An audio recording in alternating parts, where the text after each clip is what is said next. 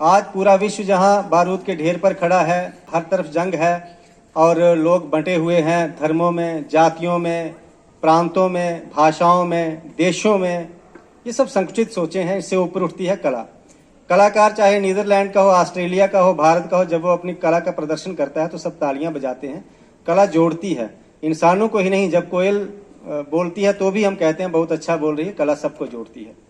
तो कला का होना बहुत ज़रूरी है प्यारे बच्चों। और जो अध्यापक यहाँ बैठे हैं उनसे भी मैं अनुरोध करूंगा कि अपने स्कूल में कला को प्रोत्साहित करें। एक अच्छा कलाकार अच्छा विद्यार्थी भी होता है, एक अच्छा पढ़ा लिखा इंसान बनता है और समाज के लिए काम करता है।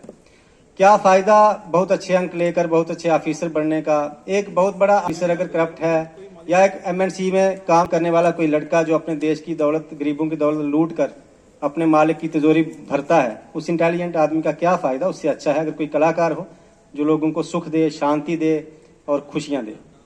पहली बात यह है। दूसरी बात यह है कि जो यहाँ कुछ लोग जानते हैं, मैं जानता हूँ, अनीता मैम भी उस बात को जानती हैं कि एक साधारणीकरण का सिद्धांत है।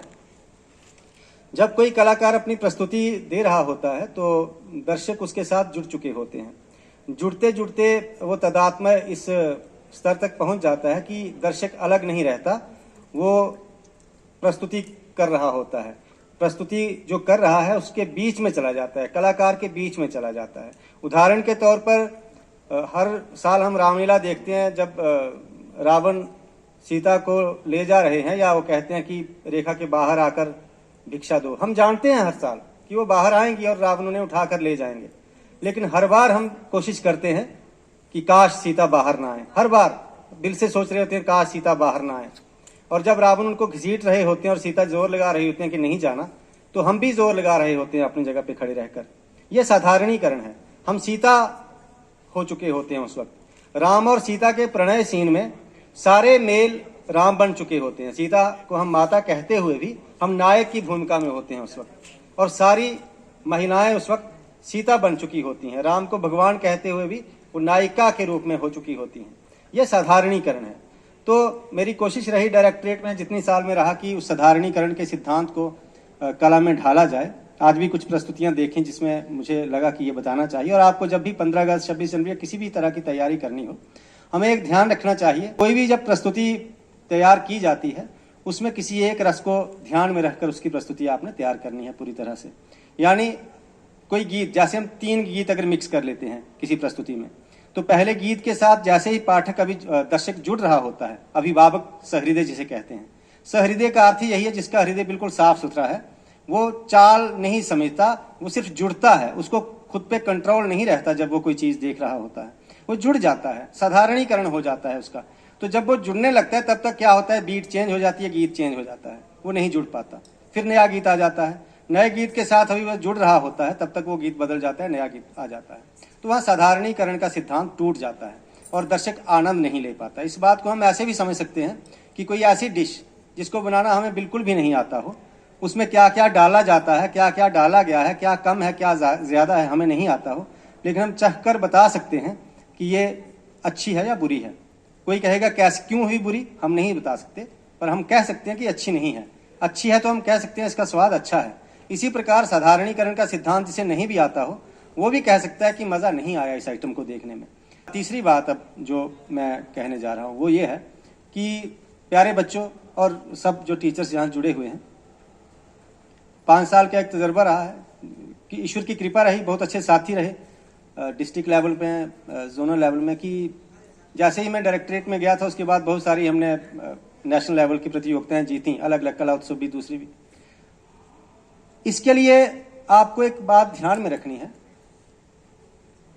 जो क्लासिकल आइटम्स हैं। अब सच्चा आदमी वही है जिसको अपनी कमजोरियां भी पता हो और अपनी ताकतें भी पता हो। भ्रम लेकर जीना बहुत गलत है।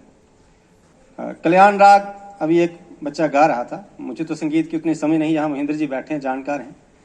वो सुर तोड़ रहा था। कल्याण राग क्या है, पूरी तरह से उसे हमें समझना चाहिए।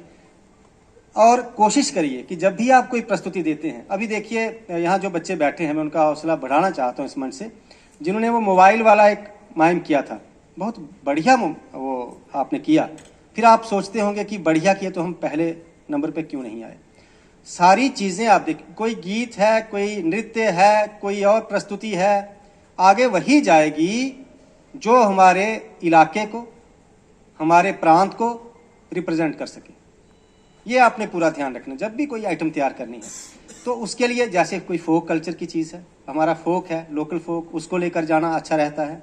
हमारी भाषाएं हैं, कश्मीरी है, डोगरी है, गोजरी है, जो भाषाएं हैं, पाडरी है, कई भाषाएं हैं, 7-8 भाषाएं, बहुत ऊंची भाषाएं, भद्रवाही है हमारे जम्मू की। तो उन चीज़ों को लेकर आगे जाना बहुत अच्छा रहता है। और जो ये आइटम जो फर्स्ट आई है, अब 3 जज तो अलग अलग बैठे हैं, कोई सलाह तो उन्होंने की नहीं।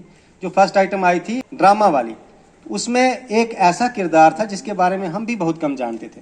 अब जम्मू की वो प्रस्तुति जब बाहर जाएगी तो जम्मू का सर ऊंचा होगा।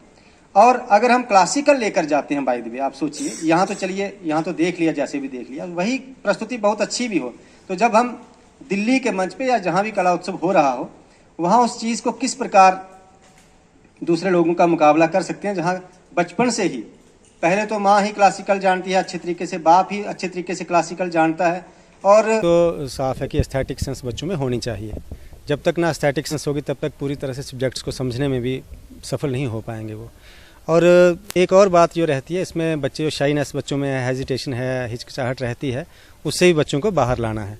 और ख़ास तौर से दूर दराज गाँव के बच्चे, स्कूलों से होता हुआ, जोनल स्तर से होता हुआ डिस्ट्रिक्ट पे जब ये प्रोग्राम पहुँचता है, तब तक आत्मविश्वास बहुत बढ़ चुका होता है। कलाएँ भी जो लोकल कलाएँ हैं, हमारी मातृभाषा, हमारी मातृ क्षेत्र की कलाएँ, उनको भी थोड़ा बढ़ावा मिलता है इससे। तो यही एक मकसद रहता है इसका। जी बिल्कुल, वर्चुअल वर्ल्ड ने एक्चुअल वर्ल्ड को पूरी तरह से ऐसे घेर सा लिया है इस वक्त। पर मुझे लगता है कि शायद उकता जाए समाज, धीरे धीरे इस चीज़ से उकताने लगेंगे हम, और शायद फिर से वापस लौट पाएँ। और ऐसे प्रोग्राम जैसे आज एक कमाल का प्रोग्राम, शानदार प्रोग्राम हुआ है, ये इस चीज़ की निशानदेही करते हैं कि वर्चुअल वर्ल्ड से थोड़ा उकता रहे हैं हम। सब बैठे रहे, आखिर तक बैठे रहे, आनंद लिया सबने, और मोबाइल सबके बंद रहे। तो उससे लगता है कि शायद अब धीरे धीरे वो समय आ रहा है जब हम एक रियल वर्ल्ड की तरफ घूम रहे हैं। नहीं, उस प्रकार से देखिए, ऐसी बात नहीं है। तकनीक ने या इस मोबाइल ने बहुत कुछ दिया भी है हमें, सदुपयोग की बात होनी चाहिए, है ना। अब जिस शेर पे हम बैठे हुए हैं, इससे उतर नहीं सकते। तकनीक एक ऐसी चीज़ है जो वर्षों से बढ़ रही है, दिन ब दिन, और बढ़ रही है। इससे उतर जाएंगे तो तभी ये शेर हमें खा जाएगा। अब है कि इसको डायरेक्शन कौन सी दी जाए, है ना। तो we are riding a line. अब देखते हैं किस तरफ इसको ले जाना है। सबको अपने अपनी सूझबूझ का प्रदर्शन करना चाहिए और इसको सही दिशा में ले जाना चाहिए। तकनीक का सही फ़ायदा उठाना चाहिए। अब देखिए, जब हमारा समय था, एक किताब के लिए भी हमें जम्मू दिल्ली तक लोगों तक संपर्क करना पड़ता था कि कोई किताब, फलानी किताब है, हमें नहीं मिल रही, पर आज उसे हम घर बैठे देख सकते हैं। ऐसी कई चीज़ें हैं, पूरे वर्ल्ड के बारे में जान सकते हैं, अच्छी चीज़ों के बारे में जान सकते हैं।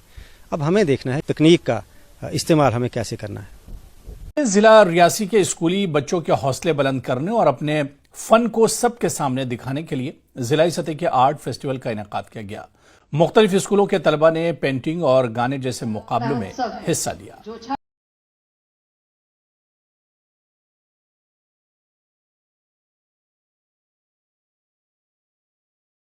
इसमें सिर्फ टैलेंट उभरने तक की बात नहीं है। आज दुनिया को, सारी दुनिया को जिस चीज़ की ज़रूरत है वो है एस्थेटिक सेंस। और मेरे ख्याल से कला का विकास जिस प्रकार होगा, उतनी एस्थेटिक सेंस लोगों में आएगी, प्रेम बढ़ेगा। और ये जो त्यौहार हैं भारतीय संस्कृति में, वो भी इसी चीज़ को बढ़ावा देते हैं, जिसमें कलाएं आदमी की सामने आती हैं। आज पूरी दुनिया बारूद के ढेर पे खड़ी है, नफ़रत के ढेर पे खड़ी है। और ऐसे में इस प्रकार के कार्यक्रम होना, न सिर्फ कला उत्सव बल्कि कला के जितने भी कार्यक्रम हैं, वो सब होना बहुत ही ज़रूरी है। और अब रही बात दूर दराज के बच्चों के लिए, तो उनको भी एक अच्छा एक्सपोजर मिलता है, मंच पे आकर बोलने की आदत पड़ती है, और अपने अगले जीवन में उनकी जो हेजिटेशन है, हिचकिचाहट है, वो ख़त्म होती है।